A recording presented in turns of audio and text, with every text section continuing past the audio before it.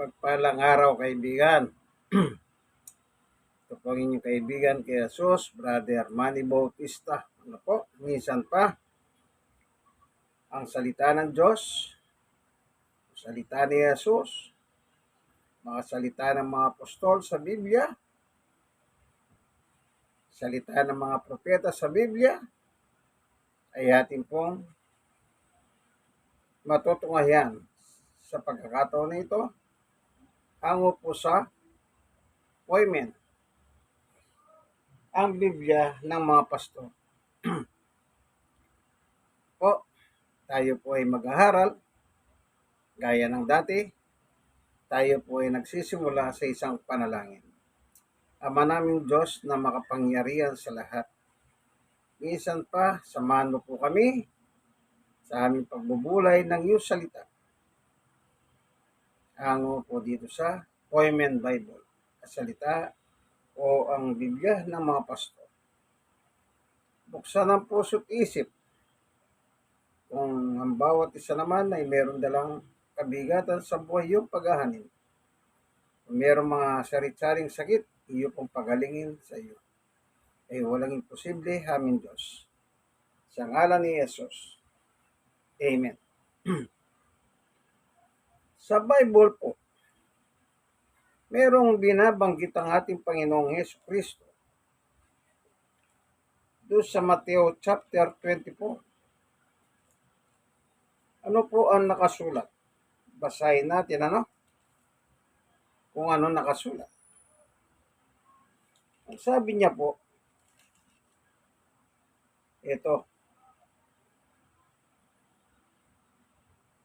sa 24:3, habang si Jesus ay nakaupo sa bundok ng mga Olibo, palihim siyang tinanong ng kanyang mga alagad, kailan po ba mangyayari ang mga sinabi ninyo?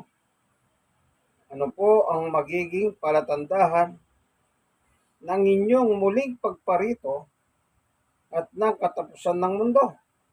4. Sumagot si Jesus, mag-ingat kayo upang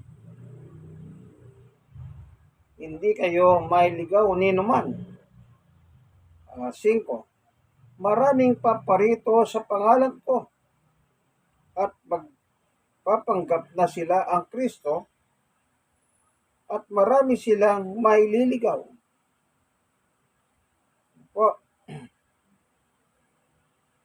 Verse 10. At dahil dito, marami ang tatalikod sa kanilang pananampalataya. Mapupuot sila at magtataksil sa isa't isa. Sa Hose, maraming magpapanggap na propeta at ililigaw ang mga tao. Maliwanag po, ang pahayag ng totoong Yesus ng langit. Nagbababala siya. Ang sabi niya ay, maraming paparito sa pangalan ko at magpapanggap na sila ang Kristo at marami silang maililigaw.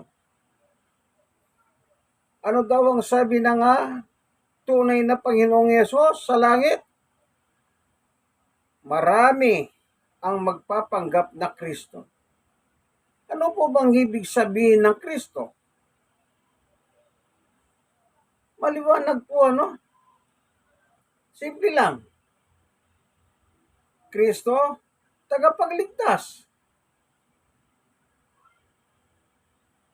Yan lang po ang kahulugan ng Kristo.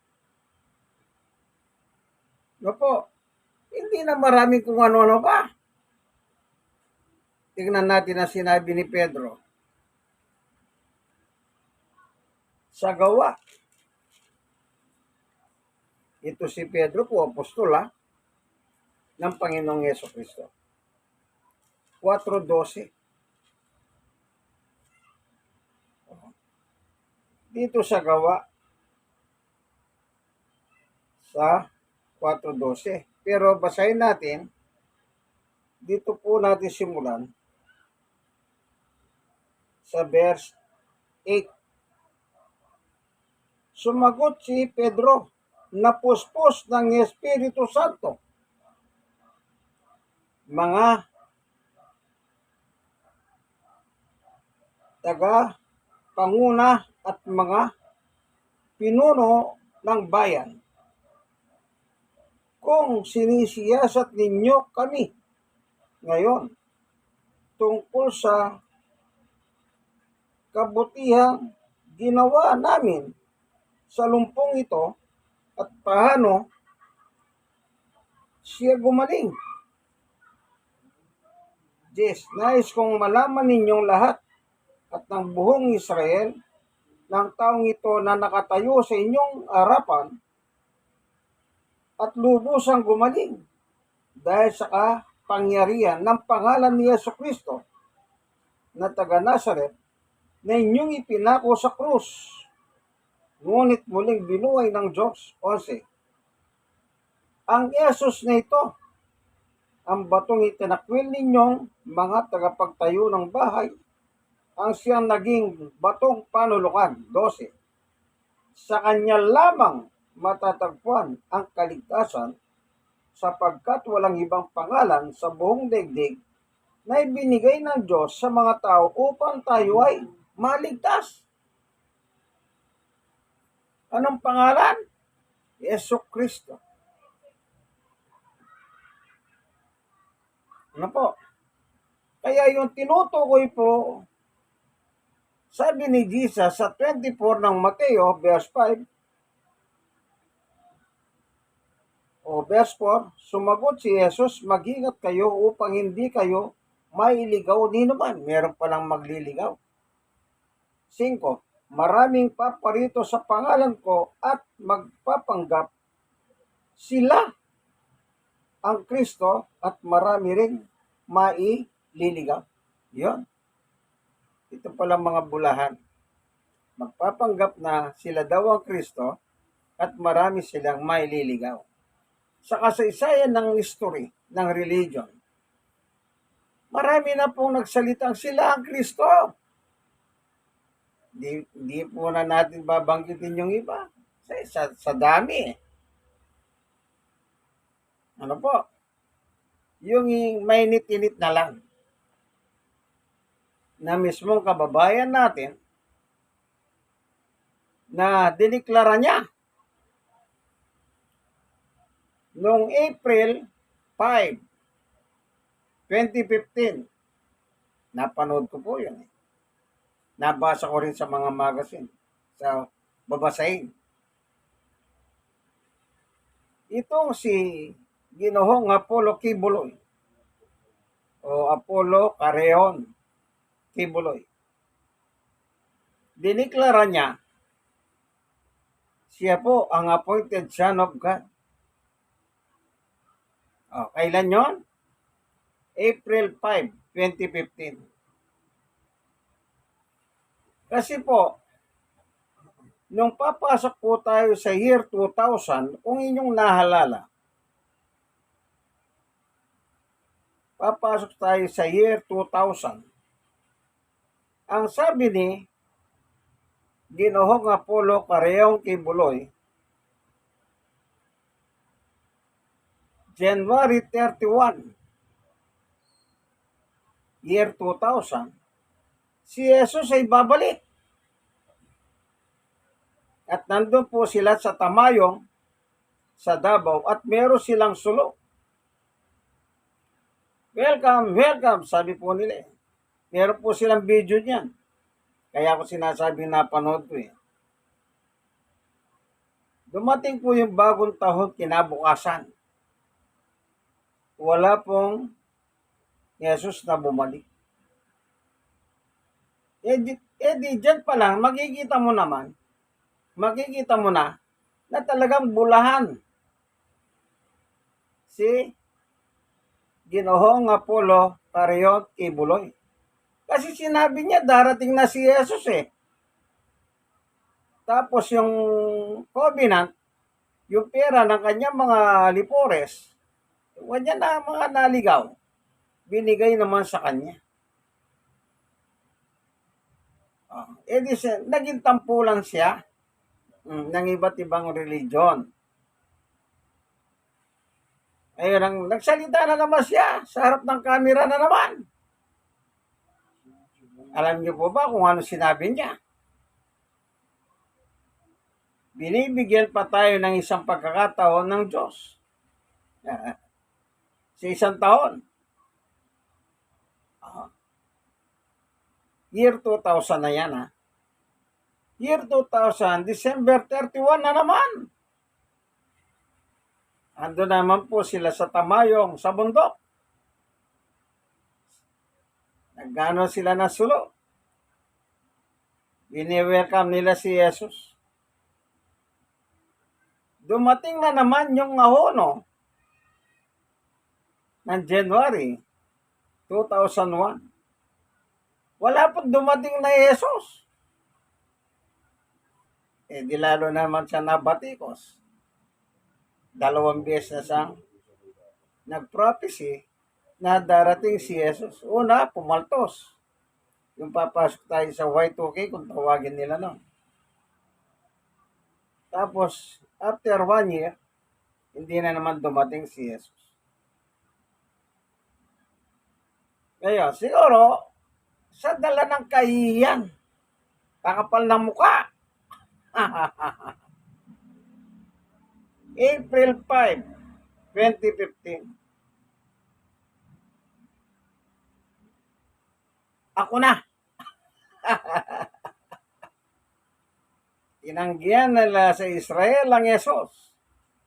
At yung Espiritu ni Jesus ay sumahagin. Yan. April 5, 2015. Diniklara niya, siya na ang appointed Son of God. Maliwanag, ano? Sa kanyang deklarasyon, siya nagsasalita eh. Nasa harap ng telebisyon eh.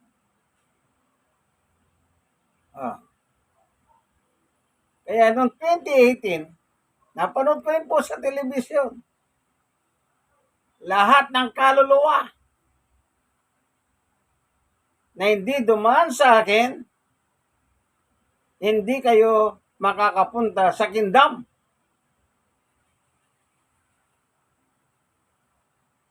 Tinutukoy niya po, kingdom of God.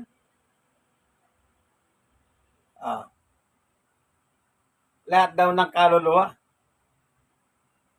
Yabang eh. Kung si Satanas ka, hindi umubra sa kanya eh. Ayon sa isang video na panood ko rin. Marami po kasi pinakawalang video itong si Ginoong Apollo o Karyong Kibuloy na paltos or palpak. Ngayon,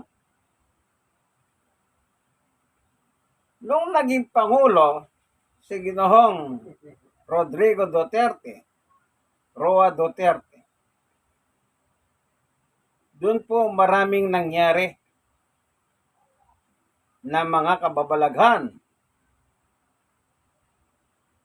ni Ginoong Apollo Karyong Kibuloy. Ngayon, sa administrasyon ni PBBM, lumitaw yan.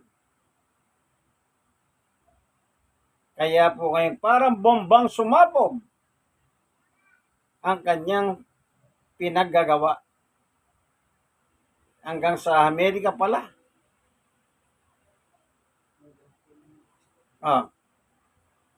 Ako hindi ko po sinasabi yan. Napapanood siya sa telebisyon na araw-araw. Nung pumutok na po yung kanyang mga rape case o pananamantala sa mga kababaihan. Yung tinatawag po nilang night duty. Pambira. Ang sabi niya, kailangan daw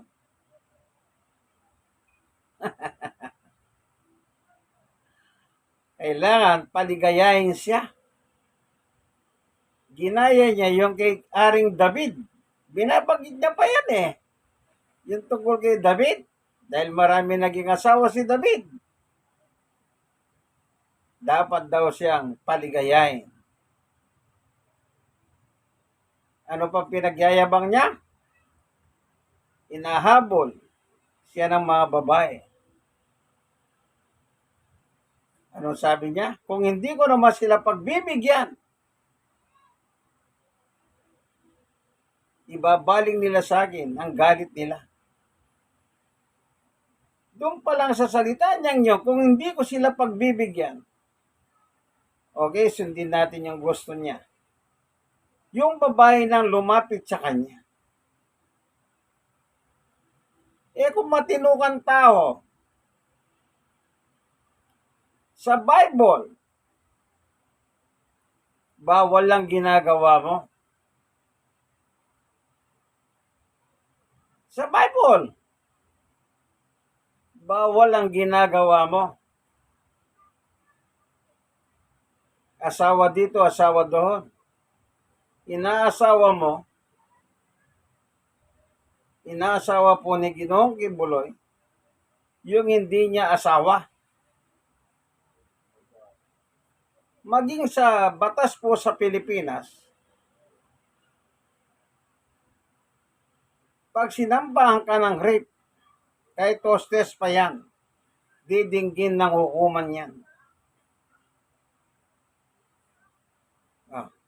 Anong sabi niya? Ng mga babaeng ito lumapit kay Senador Hontiveros, Risa Hontiveros. Anong sabi niya? Mga putang babae yan. Sabi ko nga po sa inyo, kahit na ikaw yung pinakaputang babae, pag nireklamo ang rape niyan, didinggin ng hukuman niya. Aarap kayo sa korte.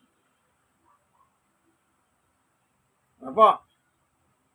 Kaya yung sinabi niyang siya raw ang appointed son of God noong April 5, 2015. Hallelujah. Sa kanya lahat ang kaluluwa. Pag hindi ka dumaan sa kanya. Alam niyo po, sa dami na napapanood ko sa YouTube, kayo man siguro, sinasamba na po si Apollo Kibuloy sa kanila. Doon sa kanilang kingdom. Doon sa Tamayong, yung pinagawa niyang doon. Itinataas na po nila. Si Kibuloy. Naging Diyos na po siya sa kanila. Isipin niya. Sa kanya, malala ang tama na po. Kaya sabi ni Kristo, ang totoong Yesus in Christ alone, marami silang ililigaw. Bawat nagsabing silang Kristo na napanood ko po sa television, marami po silang follower. Totoo yung sinabi ni Jesus, marami silang maililigaw. Itong mga bulahang Kristo, magpapanggap silang Kristo. Oh. Hallelujah. Kaya ngayon, kung anong tapang ng bibig niya noong araw, siyang karuwagan niya ngayon. Sabi niya, sa korte. Kasi korte lang ang may karapatan magsalita laban sa akin. Nasa korte na po, nasa naman siya? Yung mga senador na alagad niya, Robin Padilla, Francis Tolentino, Amy Marcos, Cynthia Villar, yung isa si JB, Ejercito, yung anak ni Erap, kay Gia Gomez. Tapos biglang bumaligtad. Kasi nga daw, may dumating sa kanya mga impormasyon ng mga kaibigan niya, ganito, ganyan. Kaya, sinabi niya kay Robin Padilla, burahin ang pangalan niya. Kaya 4 na lang yung natitira. 2 babae at saka 2 lalaki. Oh. Isipin niyo po yan. Tapos sabi ni Tolentino sa news, mali daw ang ginagawa. Hallelujah. Labang kay Kibuloy. Nasa korte na ngayon. Naglabas yan ng kanyang mga kondisyones. Siya na ang inakusaan. Hindi naman siya hindi naman siya guilty. Ang iniiling lang na Senado ng Kongreso, umaten siya. Gusto ng hukuman na inupuhan sa panahon ni Ginoong Duterte ang kaso niya doon sa Pasig.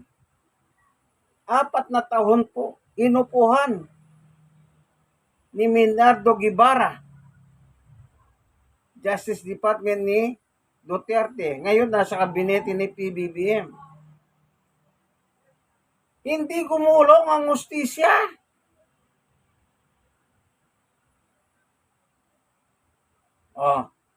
Yung sa Davao naman, ang bilis.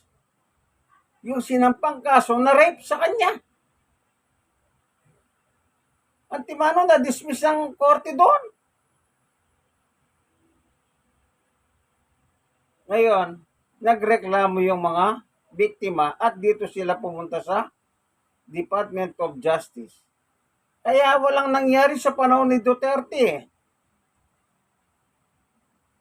Nagkarambol-rambol lang mga Duterte Marcos.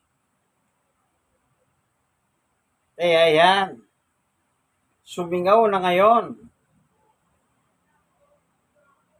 Sumingaw ang hindi dapat sumingaw. At salamat sa Diyos. May totoong Diyos na hindi siya papayag na yung mga bulang kagaya ni ay mananaig laban sa kabutihan. Kaya tama po si Jesus. Nung sinabi ng Panginoong Yesus ito, nandito po sa lupa si Jesus at nangangaral. At yung sinabi niya sa hating panahon, isa lang si Kibuloy po ang naging sensational.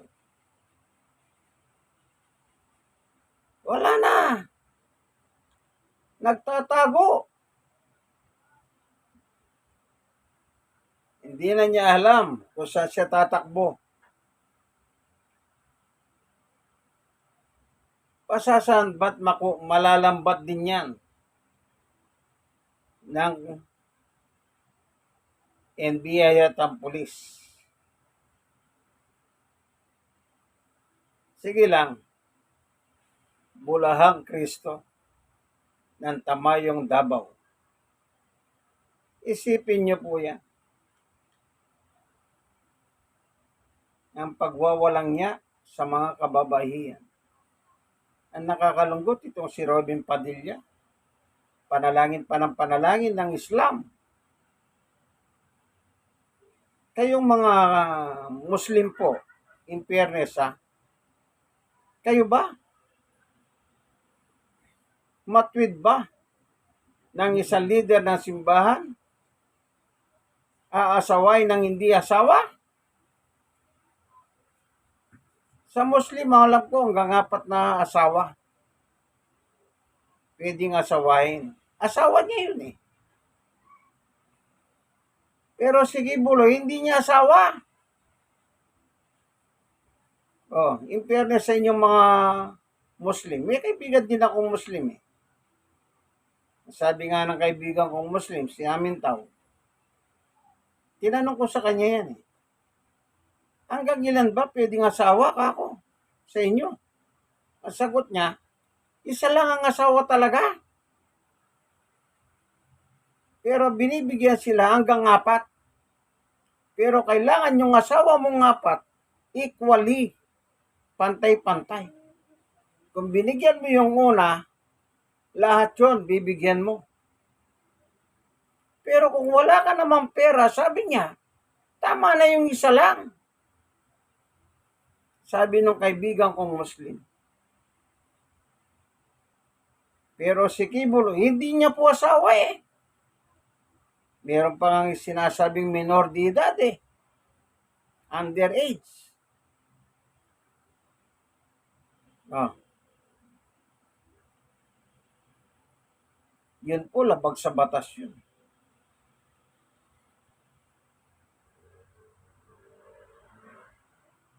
Isipin mo, appointed son of God, manyak, sa laman. Itong mga nailigaw niya. Aro, yun. Gabi-gabi daw po. Ay, napanood ko lang ngayon. Nagsasayaw-sayaw sila sa harap ng kanilang arena. Sa Tamayong. Sa Davao. Hindi daw sila titigil kahit mainit. Pinakita po sa YouTube eh. Napanood ko lang ngayon. Kahit tanghali, mainit, sumasayaw sila sa initan. Matindi ang kanilang pagkaligaw sa bulahang Kristo. Bakit po Kristo? Ang Kristo sa Biblia, tagapagligtas. Yan ang sabi ni Kibuloy. Pag hindi ka dumaan sa Kanya, meron pang sinasabi si Kibuloy eh. Angel of Death.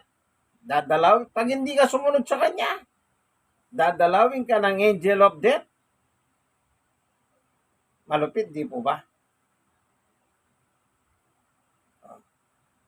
Sino bang may gawa sa tao? Ang Diyos.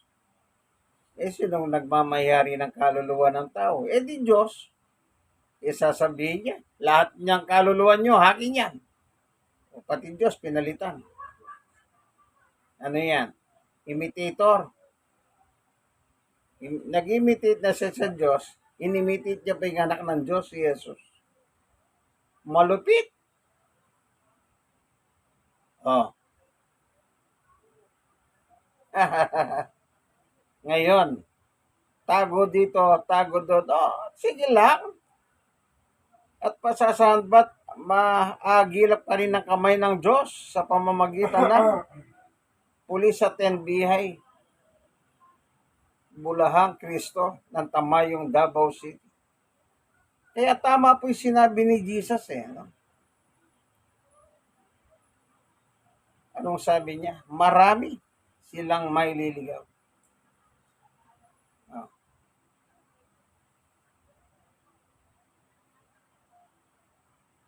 Ting, ting, ting, ting. Pera po yan, pera.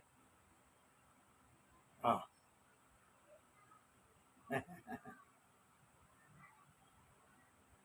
Alam niyo po, kahit mapagtaguan niyo po yung hustisya dito sa lupa, yung hustisya ng Diyos, hindi niyo pwedeng takbuhin.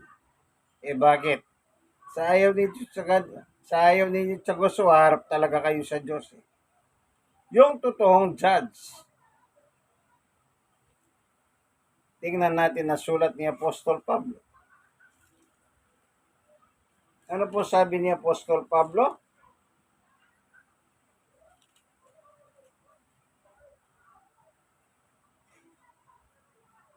Kaya't ang bawat isa sa atin ay magbibigay sulit sa Diyos. Roma 14:12. Sige, pagtaguan niyo ang batas.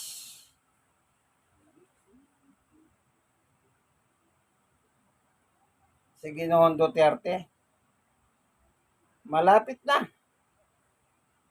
ilabas yung warrant of arrest ng ICC.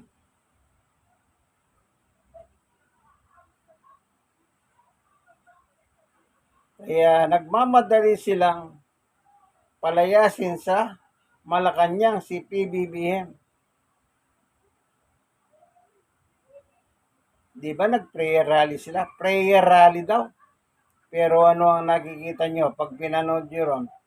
Mura dito, mura doon. Pinagmumura po si Bongbong.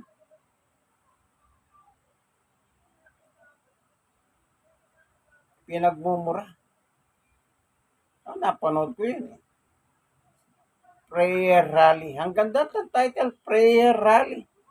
Pero ang maririnig mo sa promotor na si Ginoong Duterte, mura dito, mura doon. Ngayon, nagtangka pa sila sa Liwasang Bonifacio. Ayun, nilangaw sila. 3 beses sa Davao, sa Cebu, at saka Liwasang Bonifacio. Sa kagustuhan mapabagsak si PBBM.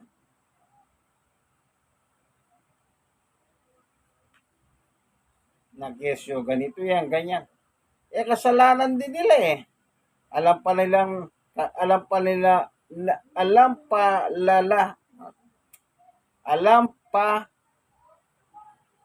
ni Duterte na itong si PBBM meron palang pangalan tungkol sa droga. Ayun niya sinisiwalat. Wala na, nakaupo na yung tao sa Malacanang eh. Sa seat of power. O nga naman, pag napali si PBBM, ang uupo si VP Sara. So, lahat ng laban sa kanila, asunto sa kanila, sigurado. Walang mangyayari. Bakit? Pinagtatanggol din ni Sara eh. Si Ginoong Kibuloy. Ginagawa niya pang masamang gobyerno samantalang kabinete siya ng gobyerno. Hindi po ba makapalang mukha yan? Sabi sa YouTube. Pumupunta ka sa rally ng anti-Marcos. Samantalang sekretary ka ng DepEd. Kaya sabi nila, kapal na mukha. Dapat mag-resign ka, sabi nila. Sumasali ka doon sa rally na kung saan yung seat of power ni Bongbong, ni PBBM, gusto nilang alisin.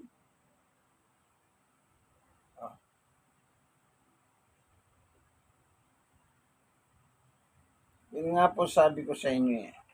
Kung ang hustisya dito sa lupa, kaya ninyo pagtakpan. Pagdating po sa langit, wala kayong ligtas. Babasa pa tayo.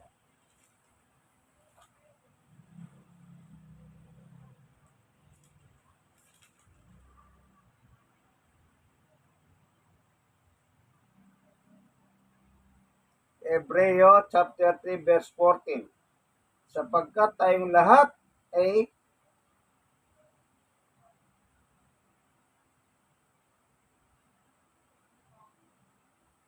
dito po sandali ha.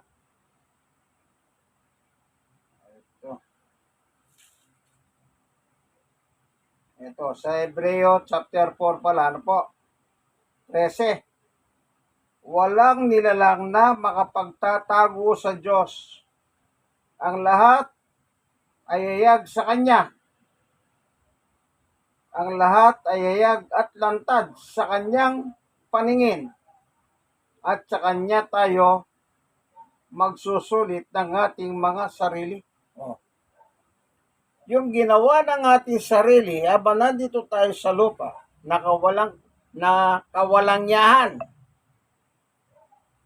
Sabi po sa Hebreo, ipagsusulit mo yan sa harapan ng Diyos. Paano po ngayon yan? Sige.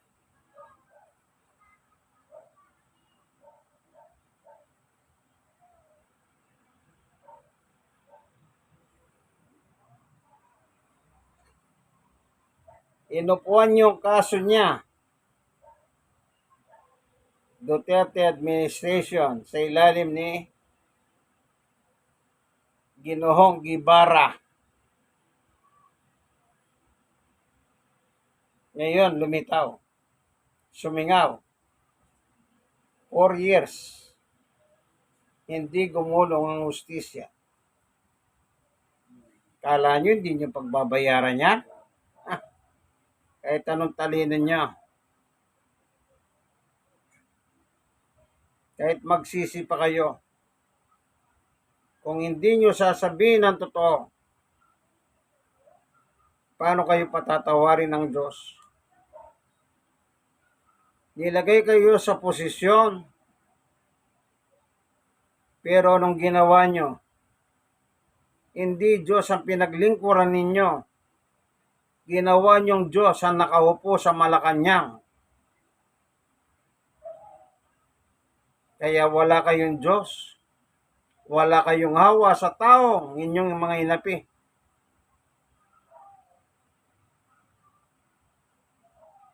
Akala nyo makakaligtas kayo?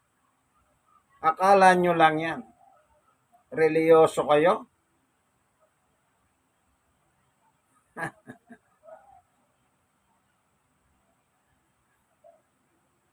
Dalawa lang po yan.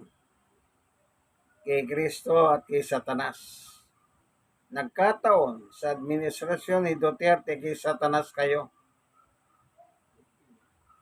Ba't hindi nyo sabihin ang totoo ngayon?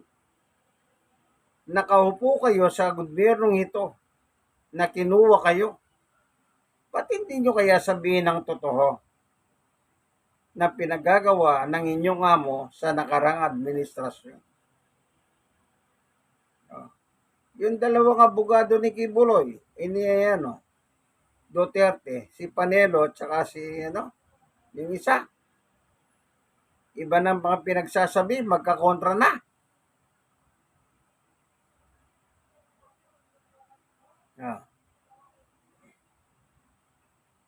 Di po ba? At yung isang abogado ni Duterte, pumapanig kay Kibuloy yun. Si Tabachoy. Roque.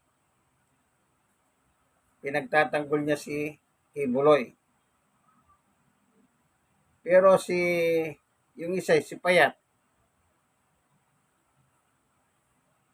hindi siya wala siya sinasabi tungkol kay Kibuloy.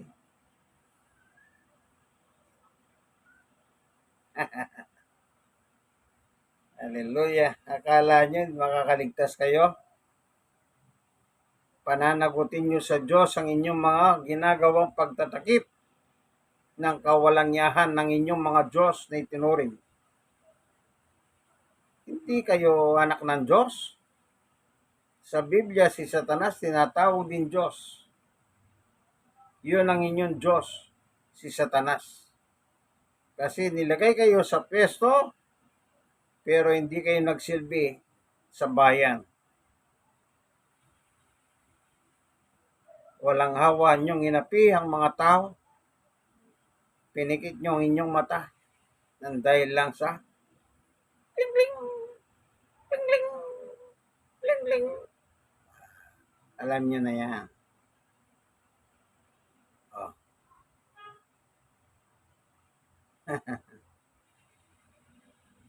Kaya tandaan niyo po yan. Tama ang Panginoong Yesus.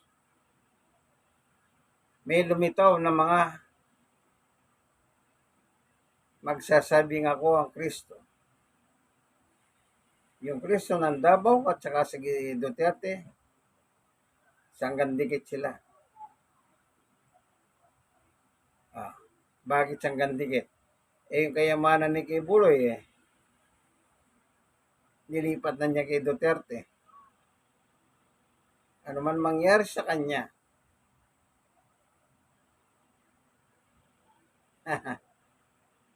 okay, di bang hindi makuha ng gobyerno yun? Makukuha.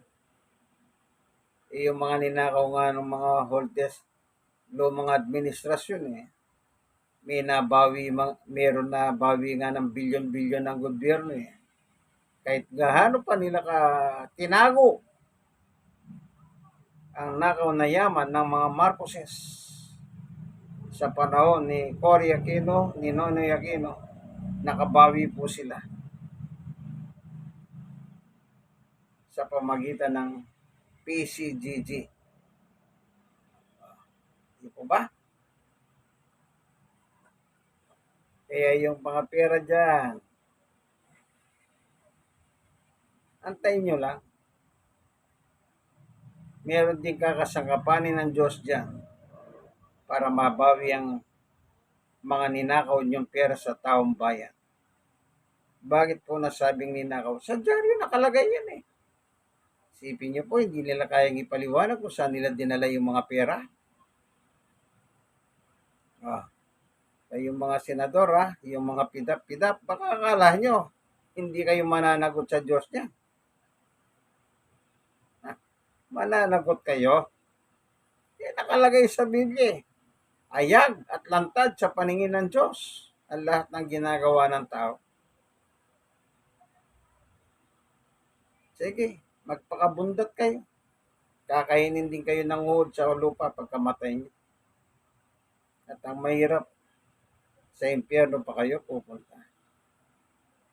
Kasi kung magsisisi ka, kailangan isoli mo yung ninakaw mong pera.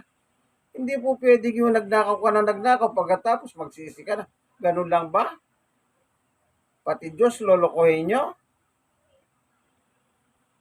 Ano po yung sa Mateos, yung maniningil ng bis? Yung si Sakeo?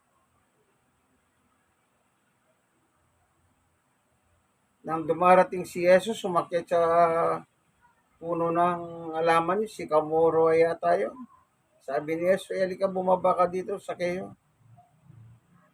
Di po ba? Nagtapat si Sakeo.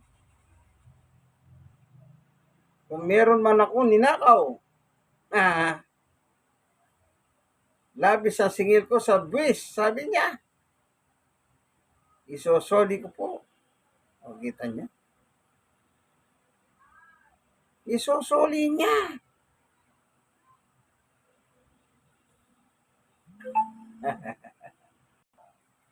Purihin ng Panginoon. Ano po? Kaya tandaan niyo po yan, ano? Si Sakeo po, sabi niya kay Jesus, isosoli ko po ng 4 na beses, sabi niya. Kung sumobra ang aking singil sa buwis, napatawad siya. Pero kayong mga nagbulsa ng pera ng taong bayan, kahit magsisi kayo, kung hindi nyo naman sinusuli yung pera ni Juan de la Cruz, hindi rin kayo patatawarin ng Diyos.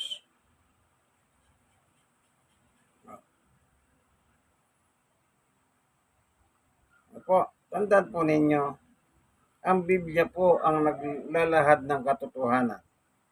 Kaya tayo gumagamit ng Biblia. Hindi tayo na may personal. Walang personalan po, no? Biblical truth lang po, ano? Kung ano po yung nakalagay sa Biblia, tsaka yung mga nangyayari sa ating panahon. Po, kaya tandaan niyo po yan.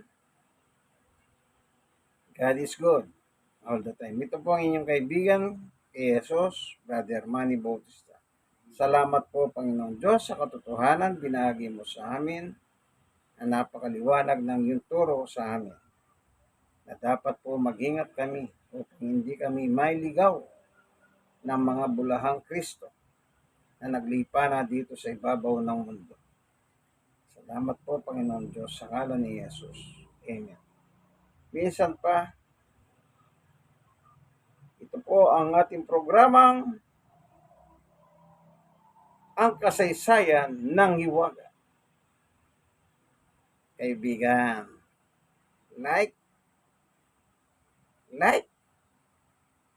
share, and kayo pong mga nasisiran, i-share nyo rin po sa iba. Po, huwag nyo naman kalimutan mag-subscribe. Po, mag-subscribe po kayo. Po, God bless us all. Hanggang dito na lamang po ang ating munting video. God bless us all.